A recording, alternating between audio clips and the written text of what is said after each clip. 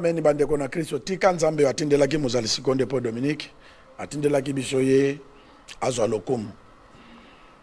lokumu parce que nzambe na biso aza kopesa biso pema aza kopesa biso nzoto makasi na tongo tozo ya misala toza kozonga eza na ngolu na ye tika tozongisaka matonde epa na ye na ko remercier prophète Konde Paul Dominique parce que tata tindaki na se ya moi pour na enseigner biso pe aza ko enseigner biso normalement apesi biso oyo nyonso tata apesaki ya bombeli biso eloko te tika nzambe azongisela ye ya mingi émission lelo ezali spécial kitambo parce que dimanche nkumu asambelaki na kitambo nakendeki kuna bokolanda exhortation ya Motei bokolanda pe exhortation ya Mosakoli bokolanda ba témoignage et puis tokobina puis bokolanda pe exhortation ya Mozali Sikonde Paul Dominique à partir de Paris parce que toza kosolola ensemble pona kolakisa batu kaka nzela ya tata biso na liloba awa tomiku misakate toza kotonda nzambe na ndenge akomisa biso na esika oyo mona nyonso ya liloba soki baza kobundisa yo te seke nano yebi tata te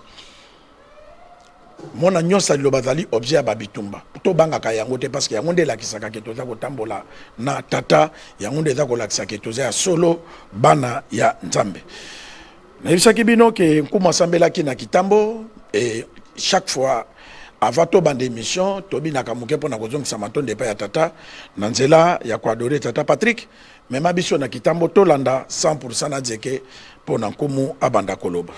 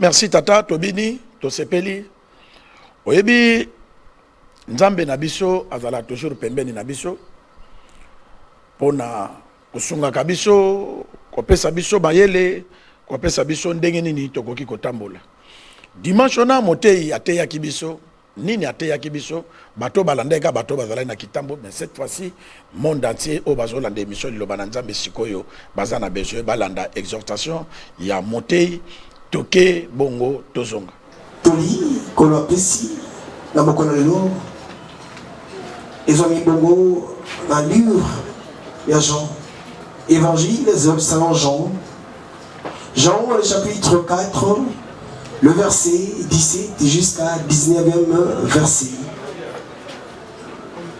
Jean le chapitre 4 le verset 19 plutôt 17 jusqu'à 19e verset. Si nous voyons le sein des Écritures, nous lisons au nom de notre Seigneur Jésus-Christ de Nazareth.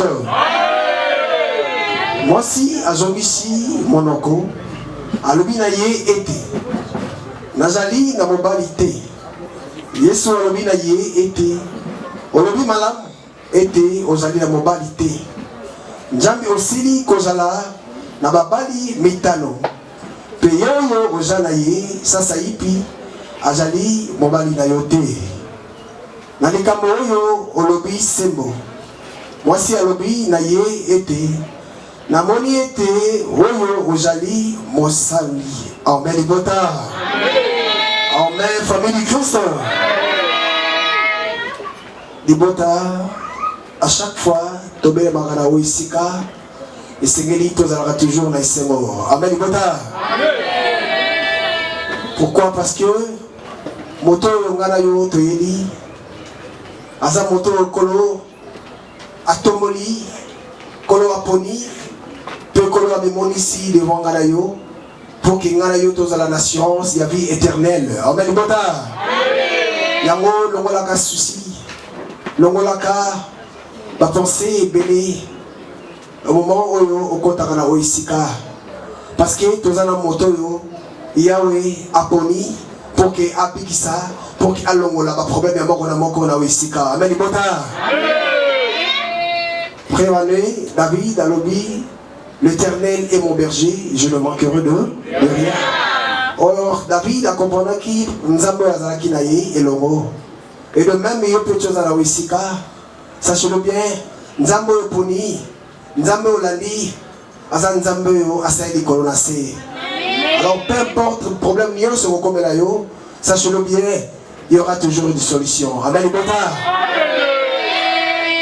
Toli, Kolapesi, ils ont mis plus dans mon canal Jean.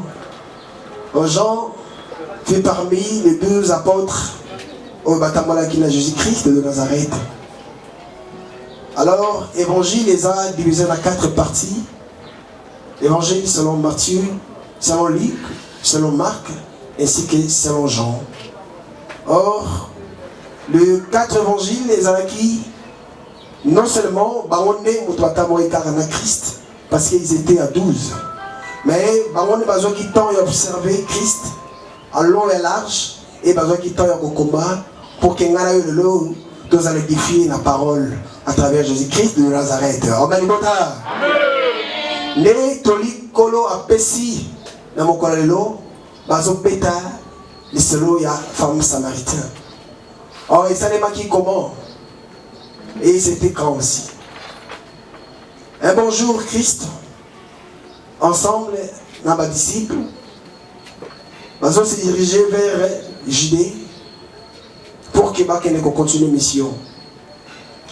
Alors il a fallu comme na Galilée. Et Zaki ici quand il a besoin de repos pour baloka mobolei. Alors il s'est fait que tous les 12 apôtres bakenei koluka bolei afin que permettre bango ba continuer chemin. Alors Christ a se retrouvé tout près à pluie. Oezalaki comme les Ziba. Oyo Jacob a tikelaki mwana naï na kombo ya Joseph. Alors Christ a se retrouvé wana pour Kaluka, le fils de Maï Yakomela. Alors ici quand Christ a combattu, il y avait une femme Oazalaki na mboka ya Samarie. Azalaki samaritain. Amen. Et moi si wana evandaki a moi présence à Christ. Et il bosse na ye. Christ a ye kosenga ye mai. Alors na kati altoli oyo, c'est la toute première fois Christ a mis lakisa oyo azalaki. Parce que na ba miracle, na observe na oignon ce Christ azalaki kosala. Atikalaki ko se vanter. Atikalaki ko lakisa oyo azalaki te devant tout le monde. Mais seulement na moi si oyo Christ a kutaki ne sika Christ a mis lakisaki grandeur na ye. Ne sika Christ a lakisaki plénitude de divinité vanagi kat na ye. Aibisi moi na moi si pesanga mai ya komela. Et moi si qui est plus loin. Alors comment bino ba juif na biso toyoka na kati. Comment est-ce que ngana ko pesa mai oyo tata la ngai Jacob a tikela kibiso. Alors ekozala eloko yo kozala motoyate parce que biso na bino toyoka na kati. Christ a zongisi maloba et pas ya ndeko mwasi. Alobi pesanga mai. Pourquoi? Parce que ngai nazali na mai o na kopesa yo oyo kokauka soki mokete. Pamba te mai oyo bino kopesa, mai oyo bino bozanango ezali na suka to pe na limite.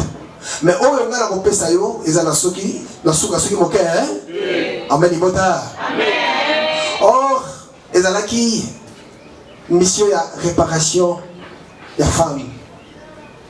Ezalaki question époux na épouse. Christ a été plus loin à ebisa mwasi. Abi gozonga ona ndako yebisa mobali na yo aya liboso na ngai a se présenter.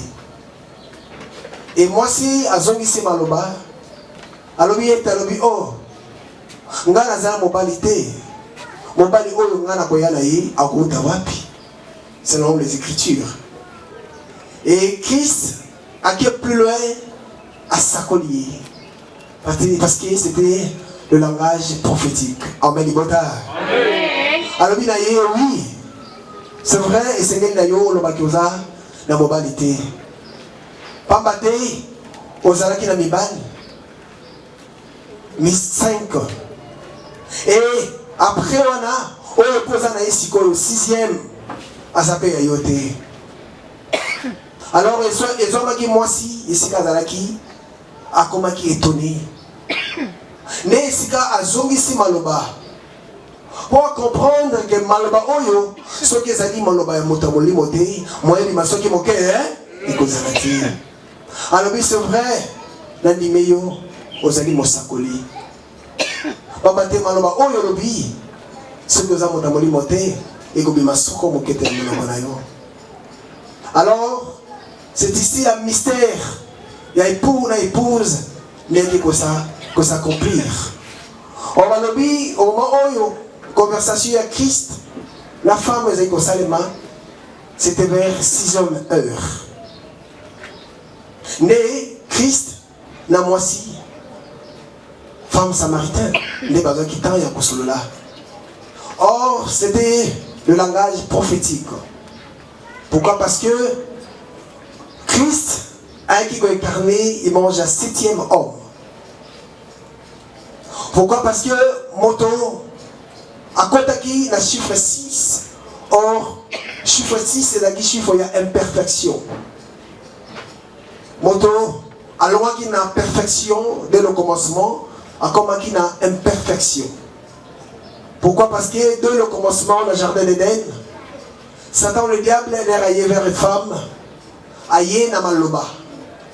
Or maloba oyo apesaki maloba yaki nango ezaki maloba ya corruption. Maloba longola moto selon volonté ya Nzambe akotsaye selon la volonté satanique ou la volonté du monde. Amen. Alors c'est ainsi que moto a bébi samaki parce que moto ayokaki voit il y a Satan le diable. Or Satan a incarné qui il mange à mobile, mais mobile oyo il y a mabé. Mobile oyo a incarné, a cliqué, mais il hors la volonté de Dieu. Maintenant il a fallu 6e, 7e homme. Aya pour Azong qui s'amène alliance il y a époux na épouse de le jardin d'Éden. Parce que moto a bebaki na maloba. Il a fallu si moto a bonga la maloba. Amen. La femme a bébi déjà. Quand déjà chiffre 6 et pendant qu'il a et les chiffres il y a imperfection.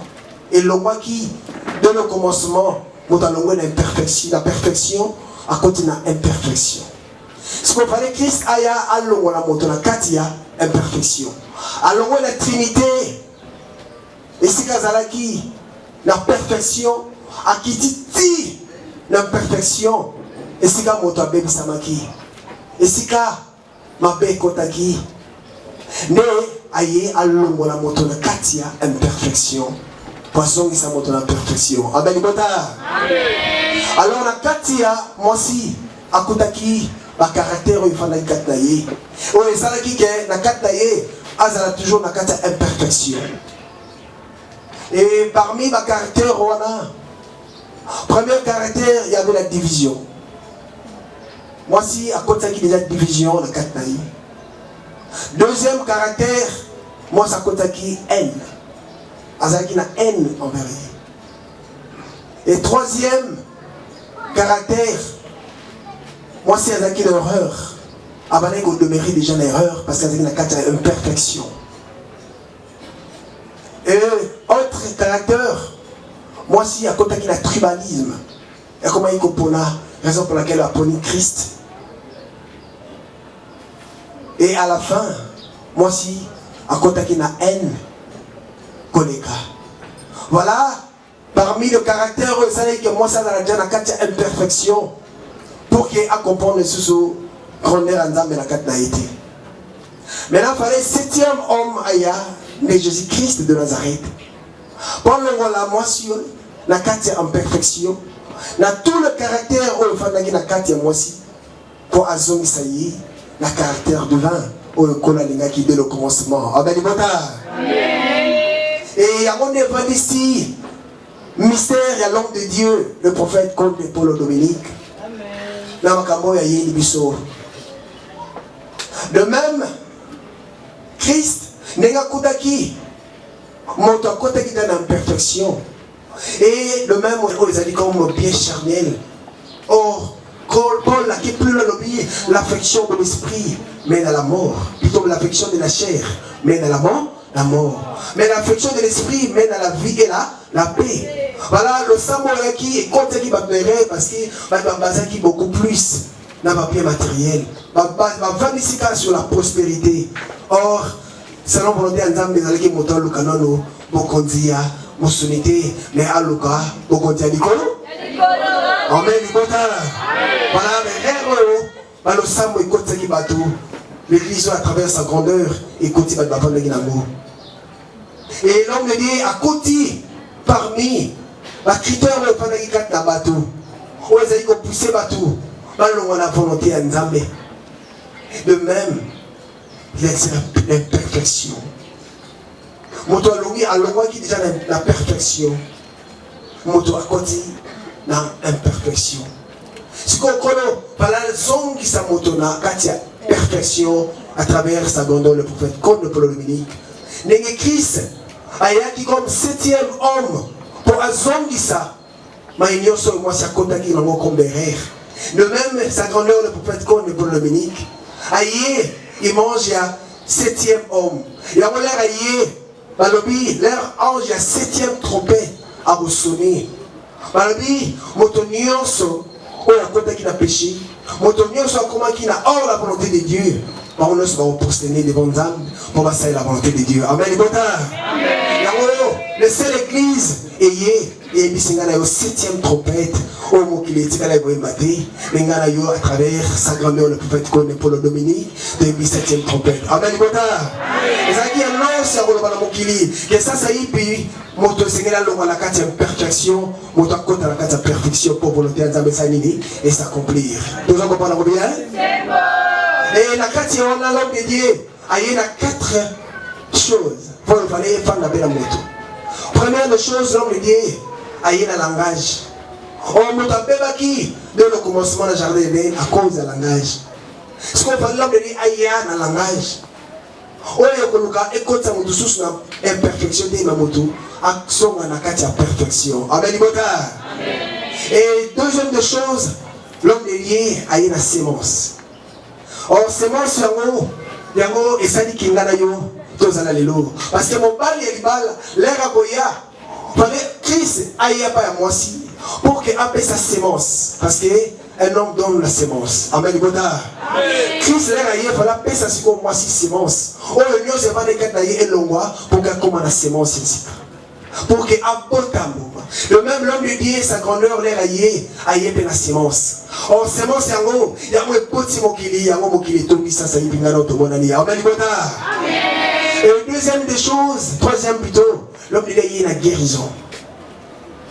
Or, guérison, oui, à travers 7 choses. Comme on appelle si J.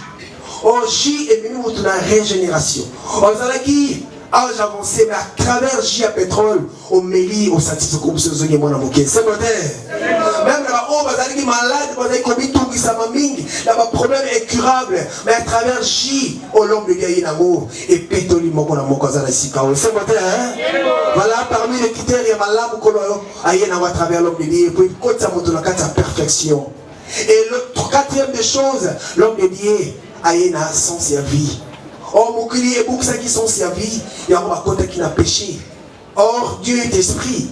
Il fallait comprendre que la 4e moto, qu'on a soufflé qui vit la 4e moto. L'air qu'on a créé moto, Dieu a des choses, il fallait souffler moto. Et de même, à ça, il n'y a pas de diamant. Mais là, l'air qu'on a commis un crime, il y a un bon moto. Il n'y a pas qu'un bon marame présence en âme, parce que la présence de Dieu, c'est l'esprit. Amen. Esprit a posé carte na moto, na niama, neza il mange à souffle. L'air moto a souffle de vie, mais à l'homme la existence en âme. L'homme de Dieu fait tant à y 4e de choses, voilà que ça, à son que sa moto na son sa vie. Yawaye, albina ngana yo, tobo maté. Tout ça n'a pas été parce que ça n'a pas été mon question que mon cœur hein Amen. Après si 4e de choses sans sa vie. Il y a un Christ là à lui je suis le chemin, la vie et la vérité. Oh, ça qui critère chemin parce que mon qui laisse bon qui chemin à son voilà son ça va la chemin est malin. Et la vie parce que pas commettre qui péché sans le savoir. Mais il y a une image je pense que ça monte la vie. Alors ça me sens c'est à vie. Mais il ne fallait pas aller dans langage clair au bâtiment qui alors bien le langage connu. Pour faire comprendre que moto, si l'homme est Christ a qui a pas réparé erreur et commettre qui dès le commencement. Aïe la qui on a symbole, il y a agneau. Avec qui habille je suis l'agneau de Dieu qui ôte le péché du monde. Et ça qui déjà ils mangent avec sa le péché au commettre qui dès le commencement. Il y a un qui souffle de vie à Nyama. Il y a un là il fallait il y a azou qui s'asikoyo. Il y a un moto. Ce que défi map au refutani. soko befi mbongo moto kufuna nini ngana yo mokili to yeba ke ese kota ki na péché parce que ba otaki souffle de vie ba tangisa ki makila ya moment na Christ fala ya na langage codé pour la sabato makila se pas qui dès le commencement ya mo la ye pa ye fallait asso pour makila wana pour la sens ya vie amen libota mais ça qui na langage codé l'homme de la ye et comme il se tend à le bassin parabole te ya wala singa clairement comme maté parce que vie est en dame.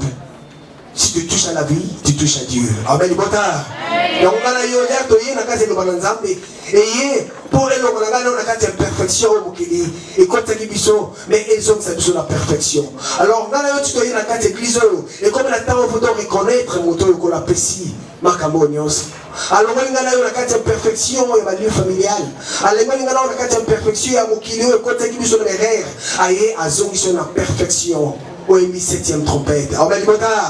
C'est comme l'air la reconnaissance. Au mouton qu'on a pessi makamoyo. N'a auto reconnaître pour coloper. Aïe bala koser la moutonion. C'est comment on a bien commencer la moutonion. Non on a quatre perfection. Donc on a la perfection. Pour qu'on aille bakoser la moutonion. La 7e trompette. Très bien Patrick. Très bien. Bolandi monté à Tei sur Jésus Tangazo Kende.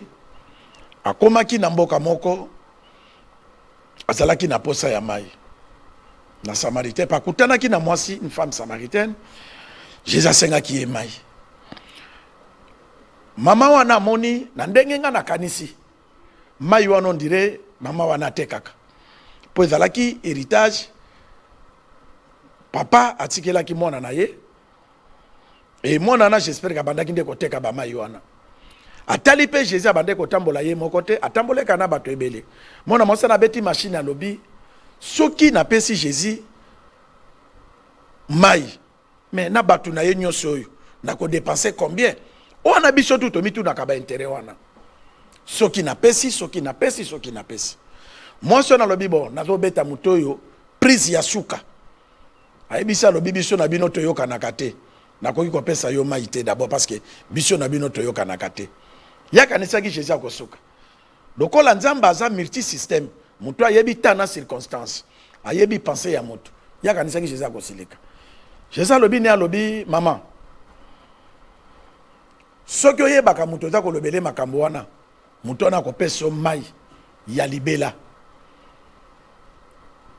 eloko wana nde elekelaki mwasi wana mpe aye koloba na ye alobi mama oza na mibali mitano bokabwana na bango même oyo oza na ye aza ya yo te mwasi wana azongisi miso alobi oh yo vraiment oza mosali ya Nzambe et bayaki kosolola na Jésus parce que histoire lisolo ekomami na Bible nalingai naloba nini epa na Nzambe mundela aza te mutu mwindo aza te ndundu aza te biso nyonso toza ba frère biso nyonso toza ba sœur yango moni mozalisa lobaka amen libota libota na tata eza na frontière te et mwana mwasi wana amonaki ke na kutani na mutu oyo apesaka bomoi pourquoi Jésus alobaki ke mutu akopesa yo mai na bomoi oyo ekosilaka te ba français babengi ndenge tozalaka na se ya moi oyo okosomba bandako sombi bamituka mwasi wana pimelaki Jésus mai alinga pimela Jésus mai ayebaki te ke mutu asalaki pwana eza ye te eza papa na ye Jacob mais papa na ye akenda wapi akufa ya ye kosuccéder yango est-ce que ya kozala kaka na vie bomoi libela non pozwa bomoi ya libela il faut apesa mutu apesaka bomoi ya libela mai po ye asuccéder bomoi ya libela yango ba français babengi la vie éternelle bomoi ya seko bato bazo bomana ozo tiela muninga no poison soki muninga no akufi nde yo vie éternelle te yo pe bomoi ne zaka mukuse parce que tango okoma na 100 ans d'âge okotika la jamais kokumba lisusu mutuka ata ozalaki na ba mapangu barumbu mobimba eza ba pesio yango okotika la ko utiliser yango te. Alors, yango mozali seconde Paul Dominique a martelaka que vie éternelle yango déjà important. Pose la vie éternelle eza naba étape il y a quoi accéder pour na accéder yango. Il faut oublier ba étape ebele pardon pour na accéder vie éternelle. Ba étape ezanini. Linga ndeko na yo. Yo mona liloba, sala ba sacrifice spirituel. Linga motinda minaye. Muzali sikonde po Dominique. Linga ye sincèrement. Kolinga ete po komi na liloba, okomi motei, okomo zambongo, okomo sakolo, okomo zambongo, olobi na olinga konde po na intérêt ya mbongo. Te, wana olingi ete. Kolinga ete po apesi yo musala, te, wana comme intérêt. Linga ye salela nzambe po na lobi o héritier vie éternelle. Po na ko héritier vie éternelle, linga nzambe, linga tous les 4 êtres vivants. Nde o héritier bokonzi na tata. Nzamba pambola motei ya kitambo parce que alesa ki libota na tata dimanche pelelo azo continuer kolesa libota ya mokili mobimba na nzela ya émission liloba na nzambe. Patrick Soko zanzela moko na kumu mema biso to landa exhortation ya Mosakoli. Mosakoli pa lobaki to landa exhortation ya Mosakoli. Nzamba pambola liloba na nzambe parce que tozana bato ya mayele to landa Mosakoli ndenge exhortaki dessus libota bongo. Merci, dans sa grandeur spirituelle, le consolateur Paul Dominique, pour la sali kelelo, les uns, Babenga Mabasalinaye et les autres, Bananaye. Amen. Et merci, Nabasalia Kitambo Wadi, merci Nabandi Mignos. Et une fois de plus, merci Nazam, le fait qu'il nous a invités ce matin pour participer à la fête. L'idée est tellement très claire, mais c'est que nous devons comprendre quand est-ce que nous avons passé la Ramoudou. Et c'est pendant la nuit ou pendant les jours. Et si cela est pendant la nuit, de quelle nuit au Bazolobela? Amen, Libota. Jésus-Christ dira que je fasse les œuvres de celui qui m'a envoyé pendant qu'il est jour. Car la nuit vient où personne ne peut travailler. Salomon, Bayeko Bimelaye, na Boutou. Oui, Ezalaki Boutou. Mais Misala o Salomon Salaki, Asalaki Wana Boutoute. Misala o Asalaki na Moi, Yangwazo qui récompense na Wana Boutou. Amen, Libota. Yandenge Pemba Loyembo, na Yebie Kolo Polilananga, Ezali Ponatango Moke. Kolela, Ekozala na Boutou. Ndeko sepele waya na to Boutou ezani Job alobi Ebanza kinga etembe Eloba kinga etembe Tolanga Ekobondi sanga Elalelo ekolembisa Pasinanga Wanayo kobangisa Tanga ina bandondo Ekufali boso Amen Libota. Job se disait ce qui n'a lali Boutou et pour calmer ma douleur là. Et quand on a là ba cauchemar pas ces obakisama. Le nom Mosambela liloba bola munyo sozo sala na mokolo. Mokolo c'est le prophète de Paul Dominique. Amen Libota. Voici les jours viennent. Et ces jours-là, ils un jour, il y a mardi, jour, il y a dimanche. Les jours, c'est les consolateurs de Paul Dominique. Amen. Libota.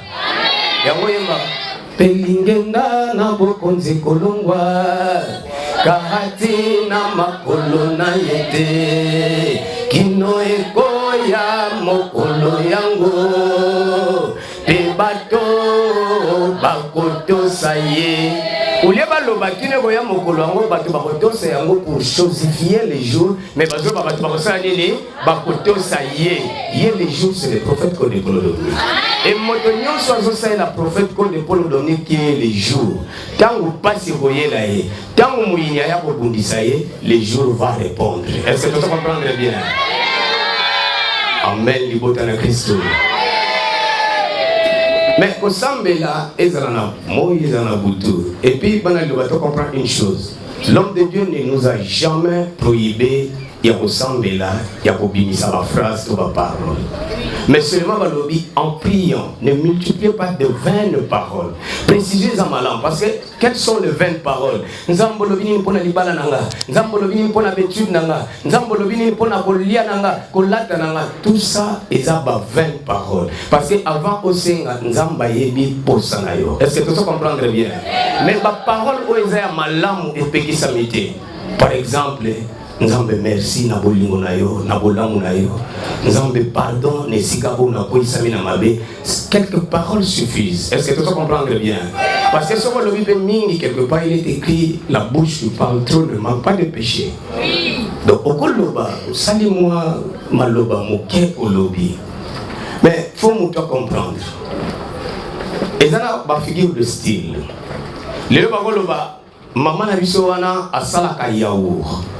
Asalaka yaourt, asalaka pena tangawis, j'ai à gingembre. Basuki sikawana. Et na page musu balobi asalaka yaourt na ye azwaka ferment, azwaka sucre vanilliné, azwaka yaourt nature, asombaka ba sachet, asombaka sucre blanc pour sokache sucre roux et go décorer couleur et go beba. Batal ici comment faire les yaourts d'ingrédients nango. Donc Dieu n'a jamais fait deux femmes par rapport à l'écriture. Voilà pourquoi nombreux sont animés de l'hérésie, l'esprit d'erreur. Il y a Ève, Azalaki seconde épouse d'Adam, Adam Azalaki né à Liboso, tant mon ami Balalobi, voilà cette fois-ci. Non, lorsqu'Adam exclamant, voilà cette fois-ci, parce que cette fois-là, Abandai Komona, Paul na coq, chat na chatte, lézard na lézard, bœuf na bœuf, na vache plutôt, amoni perroquet na perruche, mais yemoko mutazo mona ha yemoko. Mais ndenge nzamba sali bikela munyoso mal na feme, mais nga sali nga moko. Ezala ki souci ya mutu. Or na jardin d'Eden, nzamba lingali asala makambo ya musunité, alingaki asala makambo ya molimo. Amen libota. Mais na souci oyo mutu azalaki nango. Lokola Dieu est amour, nzamba salelié moisi. Donc moisi o nzamba salaki Adam azwaki na bakoti na ye. Est-ce que tu comprendre bien? Donc na kotala na chapitre 1er, tant bazo nzamba sali moisi na mbaye. Même Adam, Ève a outaki na côte ya Adam. Est-ce que Adam mutu salaki Ève? Non. Ezaka nzambe mutu salaka. Est-ce que tu comprendre bien? Et tous nos compliqués selon les Écritures. Hein? L'écriture tue, mais c'est l'esprit qui vivifie. On a forme, mais on a la fond. Parce que nous avons la forme et le fond. La place où on a fond, nous avons besoin de ce que yende mokeli abikela munyo. Est-ce que tu comprends bien? Botanambato bopesa Yahweh, bopesa Yahweh lokomo. Oye na kombo na ye boya nalika bope bokota na lopango oh bonguluma iboso na Yahweh na kembo na bole bino bato na mokili mobimba bolenga iboso na ye balengaka liboso mokonzi.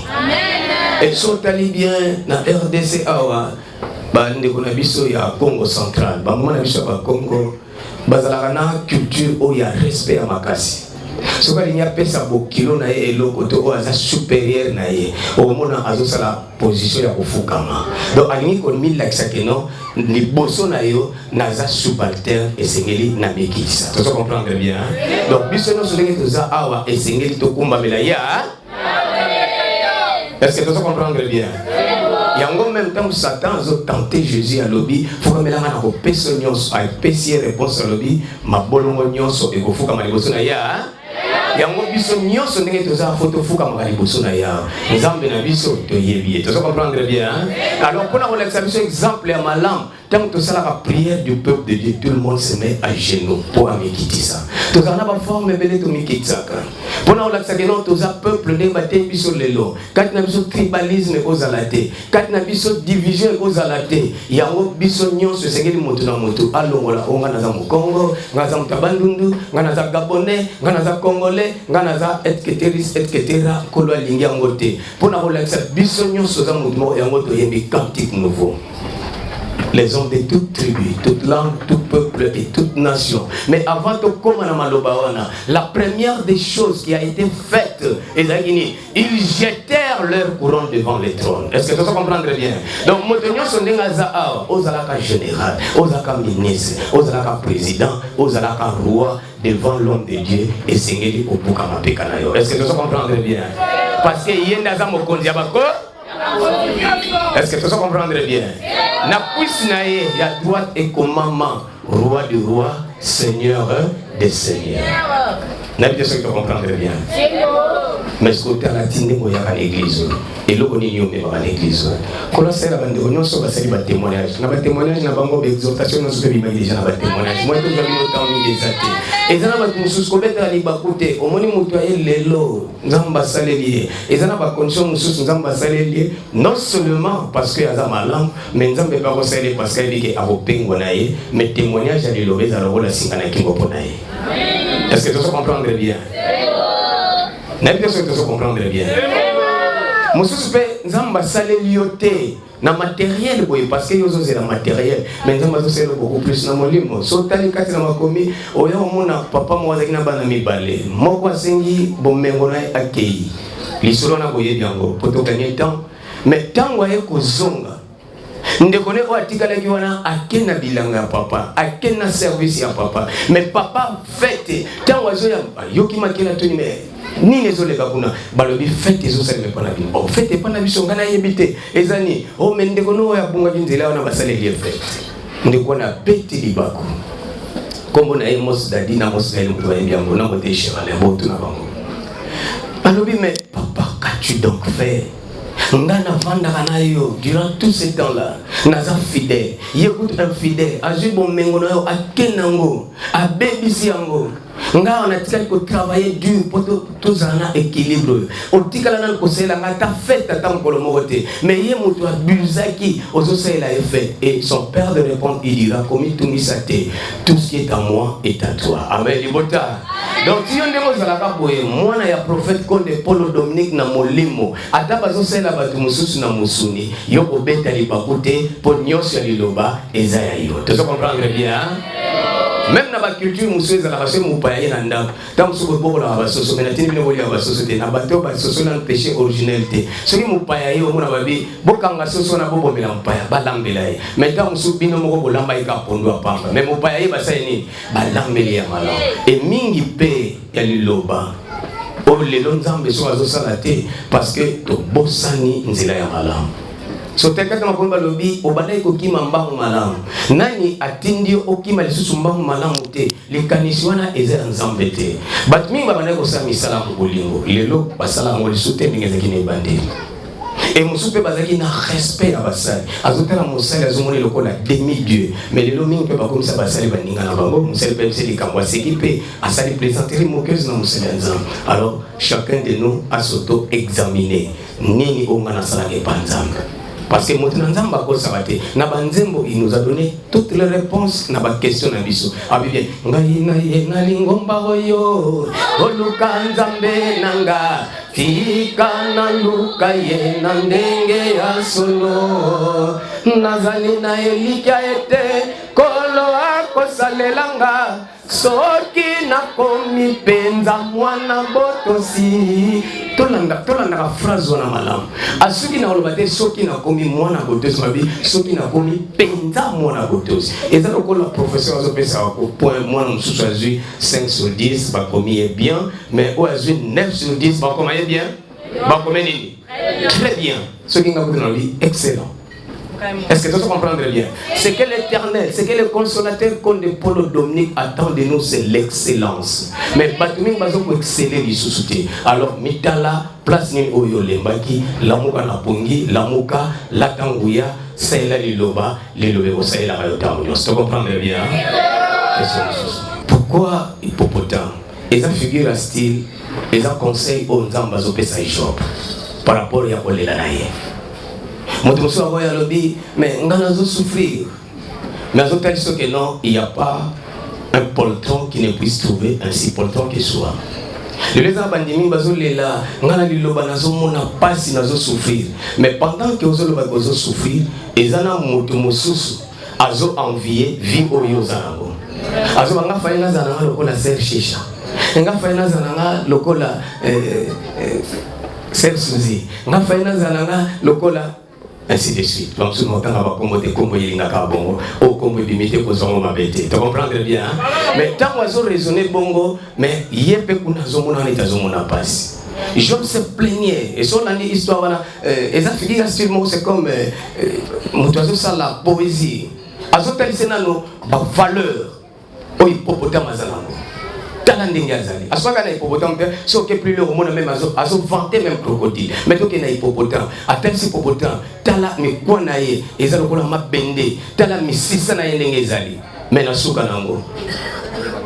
Allah qui si avant que tu commandes que non, il y a ma petite pour l'excès faible. Ma petite pour tout son faiblesse, c'est parce que force n'a pas son alobi et pourtant, elle a privé la glaive.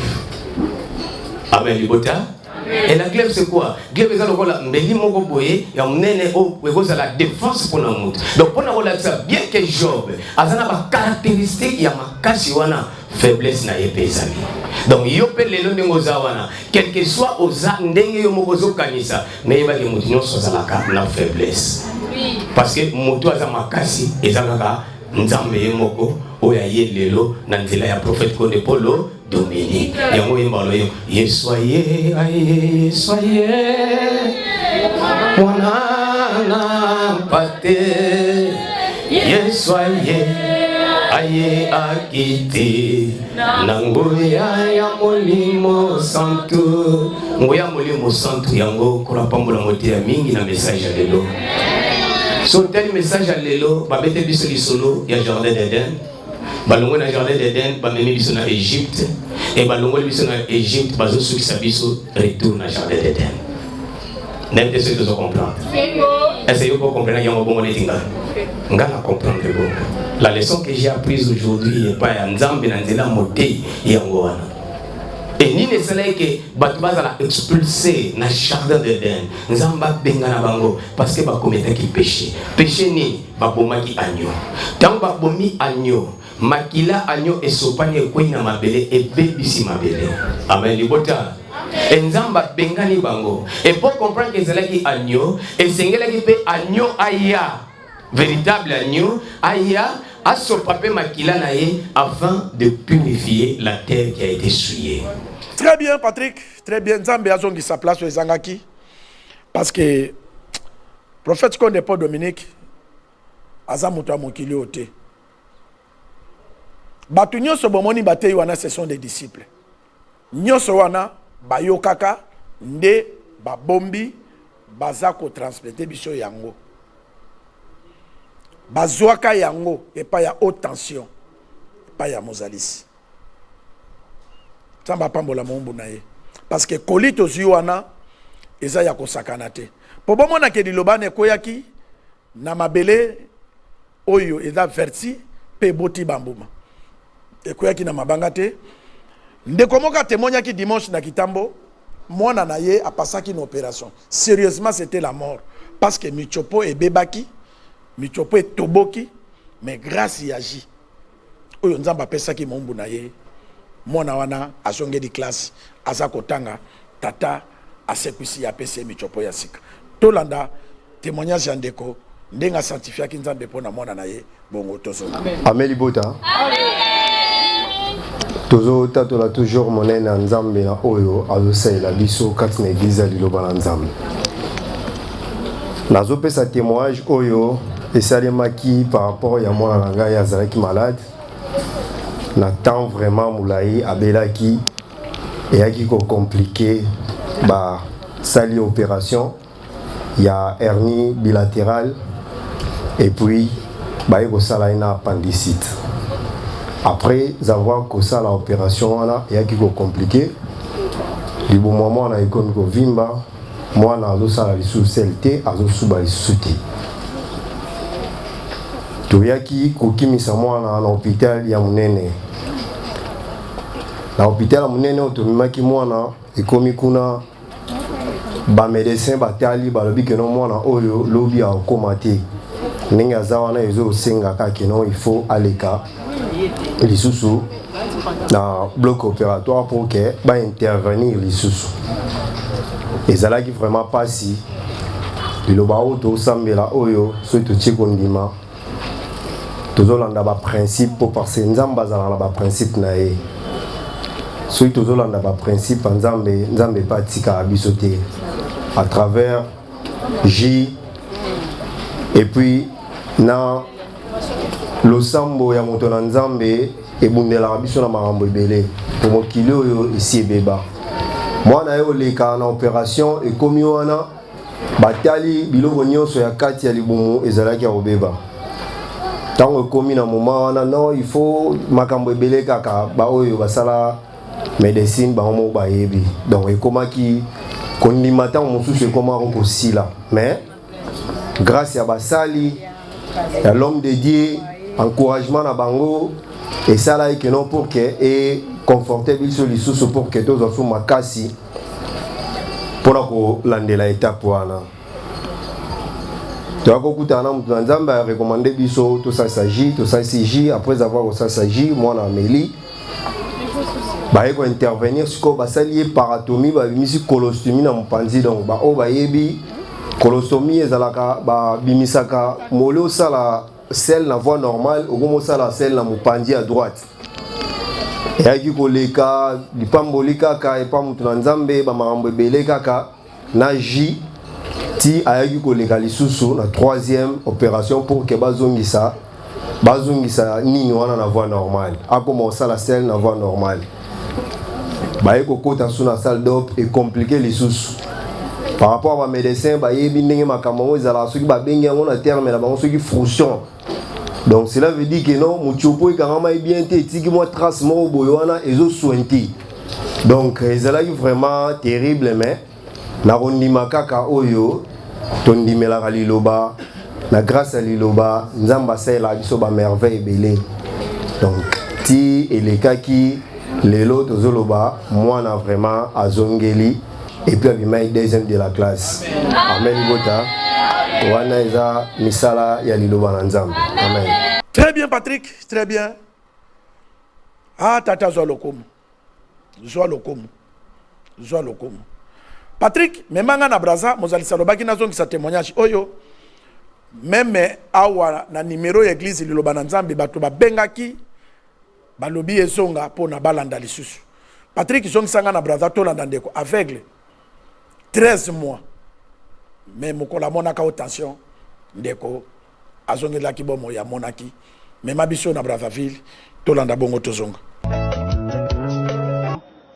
Na kombo na je dois d'abord me présenter comme nanga frère Jo na uti Brazzaville témoignage nanga nazotato la ebandi depuis na Brazzaville à travers que na ko sala quelque part na ki chef quelque part ko sala na ko toujours tout nanga ezala ba bien nanga na ko pesa ngo toujours na auprès ya Nzambe ezala recommandation ya ba serviteur ndenge ba ko recommander que boye toujours na landaka toujours likolo autant que ndenge prophète alakisaka biso pe eyaka kwa arriver mokolo esika lobi nanga soudainement que longwa esika tininga lettre lobi nanga comme si yo lingi mingi église longwa na sala 3 mois na esika ngo na longwe basali bakoti ndako batima bolongo na se balele pa na tata balobi nanga ke ko banga te kolenga te kolo akofulusa ya mingi après kolongwa et il est arrivé 3 mois après miso na ko mona maintenant flou makasi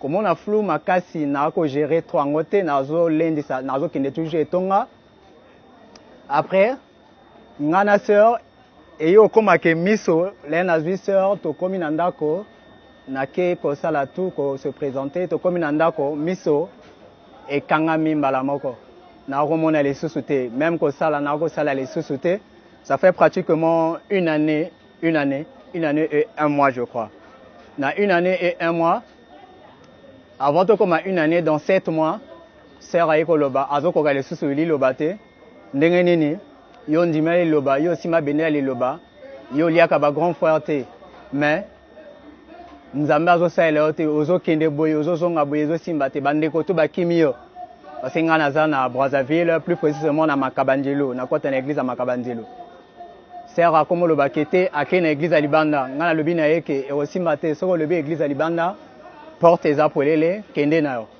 yepe ayoka pe mawana nga pete ke nazana katia nazana katia pasi nazomona te yepe azwi biloko tu ake ngabe lobi problème te nzambe moka simanga soki si seulement sili lobo to samela kapenza eza ya nzambe moka mimonisama kofanda na kati ya ndako bandeko mususu bazoyaka na kati bandeko ya etonga ya église bazoyaka koloba na ngake ndeko tokende par-ci par là nzambe ngo azosala lisusu te foto zongisa mabe pa na mabe ngate soki nzambe moko moto alingi kena koma boye na kozala pe boye na kokende toujours ba matinale ezala ba masandoli so na komi pembeni na goudron na sengi aide bakati singai pe ya na seo moko pe boye comme on est sœur bibiche akosunganga koyaka kopia ya kolia akoyaka nanga tena ndako na ye apesi ya kolia azwi pe kotambola nanga kokende te église na sai le tout jusqu'à ce que et comme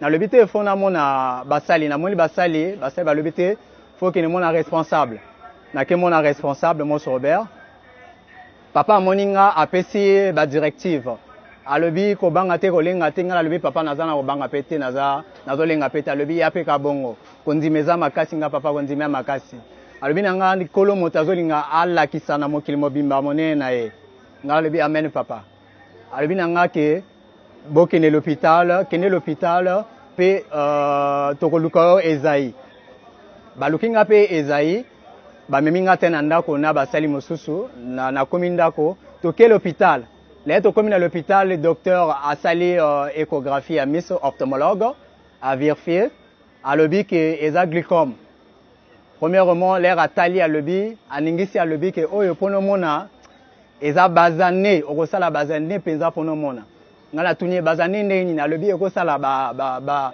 7 ans ba 10 ans pono mona ngala seki na lobby na été na romona ya lobby nga moto docteur nga nazoloba yo zoloba nga ke yo romona nga oui na romona nazana konjima na romona ye pas seki à lobby comme si wana konjima biso to soigner kaka lobby ko kuite pa tatanga pe lobby ne ya bongo famille et tungisa minga vraiment kasi ko bundisa nga à travers que tokende na mama oyo asalisa tozongisa benga na lobby te nga kaka bendele na meli bakisi esimbi te na lobby te directif oyo responsable à lobby nanga na meli pe na ju na mona ke ezo salela côté oyo komi ke fona komela les sous responsable oyo komi bilembo fo l'homme anyatango tozongi na responsable atalinga lobby ndeko olobi nini nga lobby papa oyo nazomona ke ekomi fo haute tension anyatabilo to oyo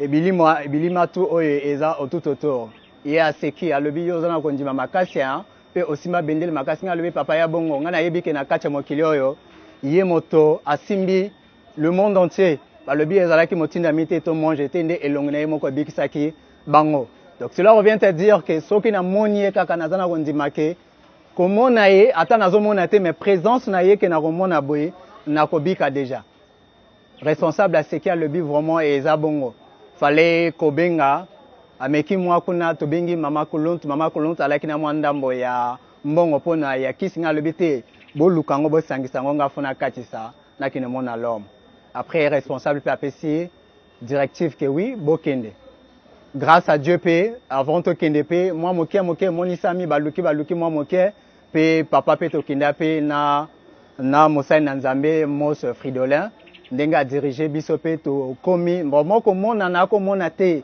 même les tozo kota na masu vraiment nazo ebananga pe te mais bazo bananga ka nyata awa na nyati zongisa boye na zongisi après to komi Kinshasa le na nyati mabele to komi na maluku na siège ba recevoir biso malamu le na nyati mabele na lobby awa nde Jérusalem côté esika l'homme a fandi donc cela revient à dire que ba rayon wana déjà essayé de transmettre na katinanga kondima toujours yala na katinanga et dimanche là to monisami to yi ba ndeko pe vraiment etonga sungi biso makasi ba pesi biso transport makamoto ko koma awa là to komi papa awitaki déjà studio alaki ko lemba makasi malgré ça ba kotisi biso moi papa amoni to moni là na komi pembe na papa na sentir présence linge papa azoloba là na komi pembe ni na papa na moni eloko pembe na motu ya papa donc nazomona te maintenant sentir eloko pembe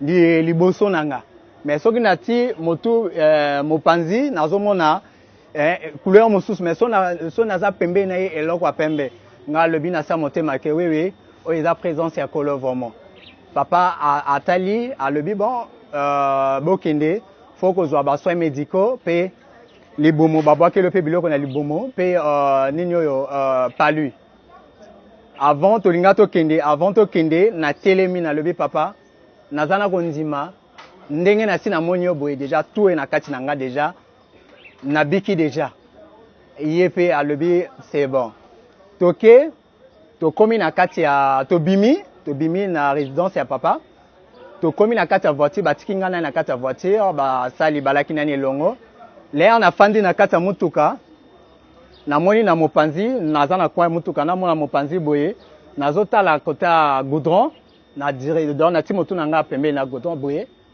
er moko na sentir que lumière efongwami éclair efongwami ya miso ya gauche efongwami nga oyo nazomona bien ou bien nazomona te efongwami oyo misa droite yalaki moyindo makasi ekomi pembe comme le kola eloko batinga eloko transparent na kati nga oyo bien oui nazomona natala boye oui nazomona ben non mama oyo alaki na kati na mutuka abimi alobi molunge ngape na lobi bon abima nani na bima nga onde nazomona non oui nazomona na gete boye oui nazomona ba pine maintenant mos fala yaka mos fridola yi nga lobi ne papa nazomona miso esali ko funga mama ya lobi yo zomona na lati kele elamba nga lobi papa olati chemise à pembe na madodo ya bleu mais oui papa côté naza na konya ta même likolo na yango ya fallait bazonga pa ya l'homme ba signaler papa papa fallait abengisanga ba yena nga te na kati na koti le bazoyaka koyaka nanga ba ko simbanga mais ko zonga nanga le na zonga chez l'homme ngabongo na lobité na yebi awa libako eza boy bande ko tu ba sauter na ko s'éclater na esengo nga to kende to komi na kati to zongi suna ndako papa aseki azoseka azoloba amoni azokamwa nga na sa motema na milobi ke papa kokamwa na yote yo moko déjà omiyebaki déjà ndeko ndima na nga yo moko lobaka ndeko ndima ezala nde makasi ndeko ndima na nga nde esali ke fungola nga nayebi ke tout ekolonga papa atali pe aseki alobi d'accord awe komi ke basalisa jus ya coco batia na miso vraiment kobima pe alaki vraiment papa asepelaki makasi kobima pe la nazobima bandeko tout baséclater bafilmer pe na milobaki ke vraiment nzambe abatela vraiment ya facilité que nasali près de une année et un mois yalaki facilité mokili batuki quartier pe tuki oyo nazolobaki lelo tozozonga Brazzaville nayebi ke eke déjà même Brazzaville passé responsable abengaki alobi ke kondimano moto ebikisio pe nazali suna kondima ke oyo etikali ya ndambo ndenge papa alobi jus ezoleka pe na confonding alobi ekosila tout vraiment conseil na kopesa na bandeko ke tobanga te tolenga te tosimi nde bendele ya makasi bitumbalere yaka makasi lo malobaka na biso ke c'est leur vient à dire que bénédiction eza liboso ngana tikala ko banga pete ko fana ndako mosala eke nazaka na ndako mena banga te na ko kanga matuna iloba pe nzambe asayelenga ya mingi vraiment na remercier les soso ke ndenge bandeko basunginga na remercier les soso ke yemoko ezalaki motinda mite to moi j'étais nde longi na yemoko vraiment papa wemela les soso amen libota vraiment. Très bien Patrick. Na bonsana ki koloba ke bon même biso na Brazza ndeko avandaka na Brazzaville mais ayaki komona na capitale Beni place mozalisi avandaka na Lola pour Kinshasa ezalaka roi midesier place mozalisi konde pour avandaka nde côté volonté nzambe salamaka nde Kinshasa tango ndeko anyati mabele ya Kinshasa directement kutanaki na attention mozalisi konde pour Dominique pende kwa retrouvaki bomoy. Moi si ozo tout la tolo lelo le boko servir nzambe te po lingaka moi si na yo mingi akoki koboya yo mais nzambe akoboya yo te. Nzambe ata nzoto soki kabwani na molimo tata kopesa vie éternelle yanga alobaka na mwasi wana. Ndeko na yo musala na yo olingi yango mingi olingi okenda te église te, mais ndeko soki lelo ozomona te musala bakolongola yo bakotia moto mosusu. Mbomo yo toza na se eza lokola bale na bale otaza titulaire soko ozwi choc oza obligé obima remplacer. Yango monaka na bale soki joueur azwi rouge équipe elelaka sito ozwi rouge na 10 minutes à début du match équipe elelaka. Alors kolinga te kozwa rouge ya nzambe salela tata parce que nyonso ya mokili ekoleka. Ata olingi musala mingi musala wana bakolongolo lelo ndeko balongolaka ye mwasi na yakimaka ye bakamaradi bakimaka ye mais tata azalaki toujours na ye. Nzambe lokola alingaki ye mingi azongiselaki lisuvi pa bandaki lisu komona pe ndeko lelo azongeli musala. Très bientôt monsieur lobanda na nzambe fait 4 ekende na Brazzaville koluka ndeko soki abandeli misala na ye oyo abandaki kosala. Vi misala basi mibali nyoso tozwaka soki tata azopesa biso pema azopesa biso nzoto kolongonu. Tata kabonaka na biso te ata okufi nzoto kaboni na molimo nzoto ezongi mabele mais molimo eke ko vivre vie éternelle. Alors okolinga nini kangama na tata parce que yenda pesaka vie éternelle. Ok na loge bapesi yo mbongo soko zalaki na 40 jours ko kokisa 50 ok osali nini biloko yango etikali bato ba mona capacité ba yeko salela yango mais ok ko souffrir ok na esclavagisme ya libela bomo ya seko raté yango. Mona mobali omikomi si pede pona nini pona bapesaki yo lupango pona baproposaki yo boy orate vie éternelle. Ndeko nazeko exhorter libota nyonso tosalaka na se ya moi eza na limite mais kosalela tata eza na limite te. Yango alobi ke tokozwa bomo ya seko ane eza lisapote bomo ya seko kozwa yango pona misalo salaki na se ya moi na bomo ina yo ozwa récompense nde bomo ya seko. Yango nzamba tunaki motuna lobi olingi orate nyonso pona bosi ya mokili oyo orate bomo ya seko nkumu pa yeko bakisela bino ndeko borate yango te bobanga tata bosalela ye po ya salela bino apesa bino vie éternelle. Très bien Patrick zongisa biso na kitambo tolanda na kondima ya sœur asalela kitata asenga kitata mobali na ye aji poste nzamba pesaka pena ba poste tolanda bongo tozonga koya liloba eza bien kosala liloba eza trop bien toza ba témoignage ebele ya église liloba na nzambe oyo esali biso mbolamu eleki ebele nga na otémoigner nanu mpona frère toke pas l'homme de Dieu a tokende makamsusu mamna ba élection ndenga arataki ake omona l'homme de Dieu oya lobaki l'homme de Dieu alobaki na ngai ndenge nyonso koleka na zonga toke okendo tika nga na banda oboya na aye ko insister to yo okende kokoma tokomi kuna tokomi ba moto okota bo l'homme de Dieu abenge excellence boni abi bien papa ba moi ebisinga boni ayebinga nga bien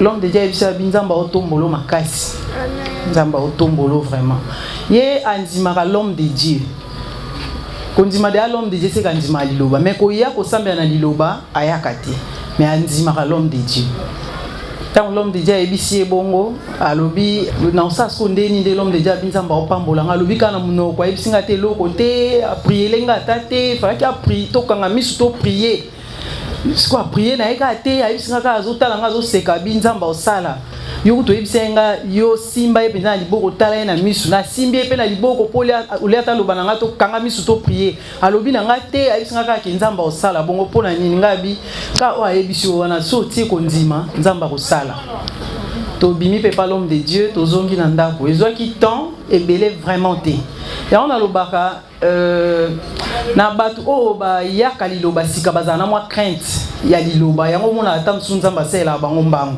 soki oza na mwa crainte omona makambo mosusu et puis babolamu oyo biso tosalaka non seulement tozaka baambassadeur ya bafamille mais entourage na biso mobimba bakobika na grâce oyo toza nango ya liloba mpo omona oye na lupango moko ofutela bamakambo ta mosusu bato banda okufa présence ya mwana liloba na kati ya lupango wana mwa mpe kimi ekoti bana liloba tozoprotege bato na bandenge moko okocomprendre te même na baekole bana na biso kaka baobeta zeke baobeta maboko baoya akomi kuna bachangement ezozala automatique bato oyo ya misu 4 bazocomprendre ke liloba nde présence ya liloba nde eza mais bato bazala na mposa kocomprendre te bango bakotikalaka mpe kaka bongo bakocomprenaka te tokozonga tozongi esali ka 3 mois na ye pe na église na ye kosola na basali na bisi bango tokenda epa l'homme de Dieu eta l'homme de Dieu alobi boye basali balobi kaka ndenge elobami wana ekosalemaka bongo na mokano ya nzambe papa alandaka lipamboli nayebisi alobi lipamboli yango elakisi ngabi kosambela oyo banda oluka l'homme de Dieu asambelelo wana yango wana nde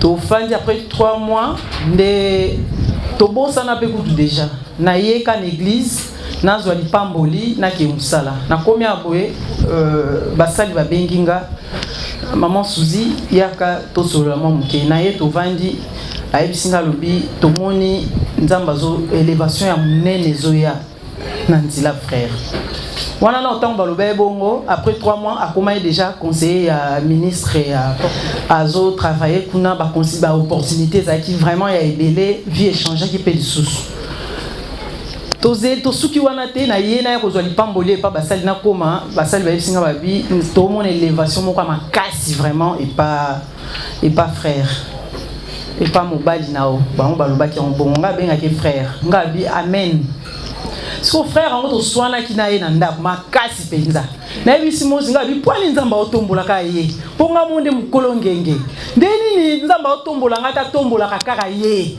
ngai nazosambelaka nazoya nazopesa batransport nazosala nyonso nga mpe nasalaka nde nini nzambe azotombola nga ata azotombolaka ye basali bayebisi nga babi tango nzamba salaka yo na canal na yo sepela nanu yo bayebi yo nzamba yebi yo sepela nanu entourage no ba sepela pe ba profiter pour ba témoigner monena liloba yo so yebi déjà lilobo comprendre le reste ba tunsusu tango ba komona bikamwa ya liloba ba koya à travers yo zana ba bénéfice ya molimo ya musuni koya lokwa matabis na lobaki amen et puis après 2 semaines seulement na moni élévation avec Kokisami frère ba nommé comme directeur commercial yango na ye kokumisa nzambe po makambo nyonso nzamba alobaki ekokisami po na ye na temps qui très bien bolandi témoignage jour sert à toi ma papa et pas ya mozalisi mutazo benga frère wana c'est son mari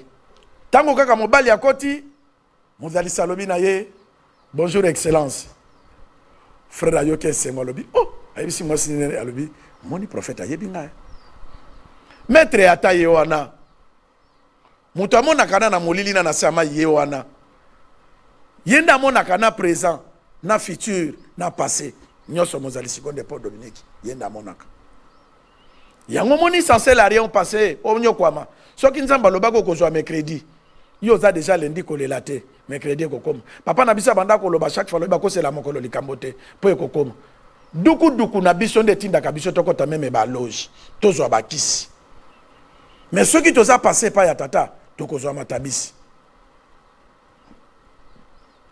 uzo banga nini yo za na nzambe oza bonne santé osalela katata mais sala à l'aise sala patient kutu sera betaki libakwa lobi papa ngande na do salela yo ngande na yaka awo mais pourquoi pas ngai kaka mobali na ngai ser mais mobali no aza yo te ser mo si na mobali so basangani bakomi mutu moko te o nzamba pesi papa pesi yo loba frère o ya zui na moto ya nzambe a négliger ngwa pesa mokili lokumu soka pesi lokumu pas mokili le plus jaloux o ya za jalousie koleka bato nyonso koleka même bato a loge eza nzambe gloire na yaka bolango na mutu te ya pesi yo musala mais yo ko pesa honneur na mutu mususu e kominde ya bamituka privé ya yo e kominde ya basi e kominde ya boy même sœur o ya pesa ki yo moto omoni ye bolole nzamba ko botola to encourager te mais to lingi ke ndeko jui fonction salela tata parce que sur soi ne pas ya tata muta pesio yango eza classe na yote eza relation na yote eza mayele na yote ezali tata pesa kiyo pona obatela elanga na ye comprendre comment alingi koloba nini sera za mona molimo ako expliquer yo soki nazo tambola na ba cellule pourquoi papa lobaki na nkumu tambola na ba cellule zwa ba témoignage valoriser yango parce que bango nyonso ba ko ya ko témoigner kaka wate yango moni na benga ka basali pe basali bazalaka dispo pona nkumu akoma na ba cellule azwa ba témoignage alekisa pona lokumu ezongi pa ya tata oyo atindaka mombo na ye. C'est ça l'importance oyo tolekisaka ba témoignage awa na émission Liloba na Nzambe. Toza na droit ya ko falsifier ba témoignage te. Non. Awa nyonso tosalaka eza ya solo. Pe toke na ba cellule pourquoi? Batu ba comprendre ndenga zo témoigner wana na liloba toyebani. Mondimi nyonso ya liloba ayebi ndako ya mozalisi. Mondimi nyonso ya kitambo ayebi ndako ya mosakoli ayebi ndako ya motei. Biso to fonctionnaka ndengo wana. Bozalaka yo mondimi comment ozo sambela na cellule mozana numéro ya mose na yote. Ozana numéro ya motei na yote. Yango mozalisa lobaka chaque fois ozo comprendre. Papa tu na biso eza motuna moko important. Moko na ye retard boye okoti kaka na 14e alobi non ko mosko zo comprendre comment yozo ya héros nkumo zo comprendre ozo ya jeudi ozo ya samedi ne les ali jour papa kendaka na studio akendaka na studio pona nini po biso bana liloba pe tozo abanze mona to mettre en pratique avolala oyoki nzembo loyembo c'est important. Afo bimalibanda obondeli oyoki loyembo yango atinda mombu na ye ayembaka biso lelo tozana ngolu banzembo oyo batata ya batata na biso bayokate biso to bénéficier nango banzembo tata ba ange bayembela ke dikolo biso tozo yemba yango na se.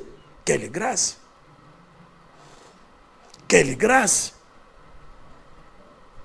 Nzambe kitisa connaissance ne pas ya basali nyonso ya liloba pona bale sakaba brebi. Nzambe kitisa ba miracle na yo na ba miango nyonso ekweya oyo bato babundisaka bana liloba. Tata tombola libota na yo bazalaka bonne santé toujours. Oyo azolanda émission azalaki malade tata pesa e bonne santé. Po yonde tata oyo pesaka kimia opesaka mabota. Amen libota amen bandeko na Kristo na bisaki bino communiquer que mozali sikonde Paul Dominique azaka kana Belgique très bientôt mozali sazako tambola pe kalate azako zonga na capitaine de la République onga na benga ngo na lola royaume des cieux parce que mokano atate salamaka place ya vandi ndenga za na Belgique sikoyo mokano atate to salamaka kana Belgique place ya vandi na lieu très saint. Même celui qui vous a enseigné pour vous emmener ici, il n'est pas votre donner des ordres. Il n'est pas votre chef, votre responsable. Chacun est libre dans cette église de manifester les œuvres de Dieu. Parce que c'est vous qui êtes en train de glorifier, de rendre sa gloire. Vous êtes en train de glorifier. Et Dieu vous a choisi depuis l'entraille maternelle pour puissiez devenir les enfants de Dieu dans cette église. Peut-être des gens qui se fatiguent, tant mieux, mais il y aura toujours des gens que Dieu a choisis dans ce pays qui viendra tellement en masse, nombreux, qui viendront un jour. Vous verrez les œuvres de la manifestation divine qu'il a préparée pour ses élus. Il a ses élus, même qu'il y a des enfants de Dieu qui ne sont pas tous des élus de Dieu. Mais ici en Belgique, il y a beaucoup d'élus qui viendront. Amen. Croyez en l'Éternel, il vous viendra en aide. Confiez-vous à l'Éternel, il y aura pour les grandioses de manifestations divines qu'il pourra vous donner, qu'il pourra vous accorder à tout moment quand tu le veux. Faites voir aussi à votre Dieu que vous l'aimez tellement. On n'a pas tellement pourquoi vous dire, mais confiez-vous en l'Éternel. Voilà ce qui s'est manifesté. Un frère au niveau de l'église, je ne veux pas dire, Il y a ces membres de famille qui étaient allés voir. Tous les membres de famille se sont réunis. Nous devons aller voir les péticheurs. Pour cet homme-là, notre frère qui se trouve à tel pays. Pourquoi il fait ça? Pourquoi il se maltraite ça? Pourquoi il ne donne pas tellement beaucoup d'argent à nous, ces membres de famille? Ils sont allés voir un grand féticheur. Ils ont dit, nous sommes venus encore pour se voir un peu notre frère qui est là, comme il est fidèle et Iloba. Mais ils n'ont pas cité l'église. Ils n'ont pas même dit des histoires au féticheur. Le féticheur a dit, vous êtes venu au sujet de votre membre de famille. Il prie dans une église, il brille tellement. Vous croyez qu'il est dans une mauvaise voie? Moi, je suis féticheur, mais cette église-là surpasse même le degré de ce que nous avons ici. Alors, n'en voulez pas à votre frère là. Il prie Dieu. Peut-être qu'il ne vous donne pas l'argent, mais sa prière, c'est prière de vous sauver. C'est à travers lui que vous êtes sauvé la famille tout entière. Ils sont ici, je vais vous dire, ils prient, mais on ne sait pas, cette église-là, le féticheur avait dit, c'est la meilleure église du monde. Moi, je suis féticheur, mais je chercherai un jour me rencontrer avec cette église-là. Mais ils n'ont pas cité le nom de l'église. Ils sont allés tout simplement consulter le féticheur pour qu'il puisse parler au sujet de ce frère-là qui est ici dans l'église là-bas, en Europe. Voilà le féticheur, ça, totalement convaincu. Et le féticheur a dit, je suis en train de voir cette église-là, c'est une église impossible. Et c'est cette église qui devrait être dans le monde entier. Mais je ne connais même pas le nom de cette église, mais je vois le flamme de feu qui est en train de briller comme c'est en train de parler sur le sujet de votre frère. Voilà les manifestations. Voilà ce qu'il est en train de faire dans cette église-là. Nous, on n'était pas là. Et il a dit, même les responsables de cette église sont en train de voir. On dirait qu'il vient du ciel. Parce que les femmes de feu sont en train de descendre sur sa tête. Je suis en train de voir maintenant. Il voulait le faire voir au niveau des miroirs. Parce que les féticheurs qui ont des miroirs. Le féticheur a dit non. Vous êtes venus pour tel? Non, je vois. Là où ils sont avec son mari. Deux chaises qui sont en train de prier. Donc c'est impossible. Si on continue à créer des problèmes à ces gens-là, c'est nous qui allons mourir. Ils ont dit non, féticheur, faites les nécessaires. Nous allons donner tout ce que vous allez demander, même de l'argent. Demandez encore, on va vous donner. Donnez-lui la mort. Le féticheur a dit non, c'est impossible. Je suis en train de voir des réalités que je ne peux pas vous avouer. Ils ont supplié au féticheur, ils ont dit d'abord, ajoutez-moi tel montant. Ils ont ajouté. Nous, on voulait que vous puissiez donner la mort à cette dame. Parce que c'est elle qui est en train de gagner plus que nous. Mais ils ne savaient pas que, depuis l'enfance, on interdisait qu'il puisse parler dans l'église, mais il allait, on ramassait même toutes les babouches pour qu'il puisse plus aller à l'église. Même si on prend toutes les chaussures, elle part à l'église, pieds nus. Alors les gens du village disaient, comment? Nous, on vient avec des chaussures, mais toi, pourquoi tu viens comme ça, pieds nus? Il disait tout simplement en Arabie, tout pour que je puisse plus venir à l'église. Mais eux, par contre, dans les bars, le fétiche, mais elle n'a jamais touché le fétiche. Elle n'a jamais été dans les bars. Alors le féticheur a dit, bon, quand vous insistez, mais je vous dis qu'on ne peut pas toucher à ces gens-là. Je vois même sur ma vie, c'est impossible qu'on puisse s'approcher. Si on s'approche, nous serons tous morts. Et elles ont dit, nous te supplions au féticheur, faites le nécessaire que puisse tomber bon. Il a dit, comme vous avez ajouté les moyens, comme ça, rentrez. Quand vous allez rentrer, quand le bateau pourra s'accoster, et dès que vous pourrez faire, le bateau pourra s'accoster, vous allez entendre qu'il est déjà mort. Ils ont dit merci pour le féticheur. Ils sont arrivés, la mort n'était pas là. Ils ont appelé le féticheur. Mais qu'est-ce que vous avez dit? Je vous ai dit que c'est impossible. Ce sont des gens qu'on ne peut pas toucher avec eux. Ce ne sont pas des gens qu'on peut blaguer avec eux. Voilà. Et ils sont allés encore voir le féticheur dans tous les cimetières. Quand je me réveillais, je disais non. Je suis en train de voir. Tellement de familles sont allées consulter les marabouts, les féticheurs pour vous donner la mort. Et ils disaient non, les membres de famille, même beaucoup, ils ne peuvent pas faire cela. Non, le prophète ne dit pas ça. Il dit, je suis en train de vivre cela. Ils sont là. Mais ils comprennent pas. Ils disent, vous ne voulez même pas entendre cela. Ils ne voulaient même pas. Ils sont en train de voir les membres de famille devant un tombe comme ça. Ils sont en train de crier. Ils sont en train de vivre cela. Ils sont là. Et ils disaient, non, ne dites pas ça, ne passez pas mal contre eux. On s'aime beaucoup dans la famille. Ils n'aiment pas. Ils sont là. Juste après, ils sont en train de vivre cela. Ils sont devant la tombe. Faire des incantations contre eux. Mais heureusement pour l'Église, pour la valeur de l'Église, le message que le Seigneur nous a donné, à un certain moment, l'un des deux est tombé malade, il a trouvé l'AVC, paralysie, elle a souffert avec pendant 6 mois. Et je dis, supporte-la, prenons-la en charge. Mais donc ça ne se même pas. Alors le Seigneur avait dit, il a eu un châtiment de l'Éternel. Oh non, on s'aime beaucoup, donc, elle a été châtiée. Jusqu'à ce qu'elle va confesser. Elle a appelé les gens, je vais confesser. Le cas de voir le féticheur pour donner la mort. Mais ça n'a pas tenu. On est allé dans le cimetière faire des incantations, tel jour, telle date, tel milieu. On est allé dans le cimetière. J'avais dit, qu'est-ce que le Seigneur avait dit? C'est pas le Seigneur avait bien révélé tout cela. À partir de cette confession, comme elle a confessé, les jours après, il est parti. Donc, on en fait. Mais vous avez votre Dieu qui vous couvre. Vous avez votre Dieu qui vous protège. Mais les gens, on dirait, vous ne comprenez pas tellement les choses.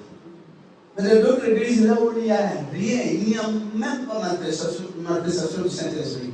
Mais on travaille, on œuvre pour ces églises. On travaille beaucoup pour ces églises. On construit même ces églises. On contribue beaucoup plus ici. Mais si on dirait on vous dérange. Ici, on dirait on fait travailler le cerveau forcé, n'est-ce pas? Vous avez été dans toutes ces églises, n'est-ce pas? Il y avait même des gens qui étaient allés, qui ont quitté ces églises. Je ne peux pas citer les noms. Ils sont allés dans une autre église, là où on a dit les choses. Tous les crédits qu'ils ont eu au niveau de la banque, ils ont beaucoup dépensé pour cette église-là, mais ici, on n'a pas beaucoup dépensé. Et ils ont pu trouver la moisson par tous les deux. Les autres sont allés dépenser pour une autre église. Une église, je ne peux pas même citer le nom négatif. Ils croyaient qu'ils étaient allés déjà trouver le salut. Et ils se disaient, voilà, nous avons trouvé plus que l'église de là-bas. Malheureusement, pour eux, ils sont partis. Dieu ne les a pas pardonnés. Alors, que nous soyons là ou pas, je vous demande tout simplement d'éviter de parler beaucoup de mal vis-à-vis de cette église. Amen. Si vous parlez du mal, le Seigneur vous fait voir. Même là où vous êtes en train de parler, même dans vos maisons, ne parlez pas du mal de cette église. Amen. Cette église, il vient de Dieu. Amen.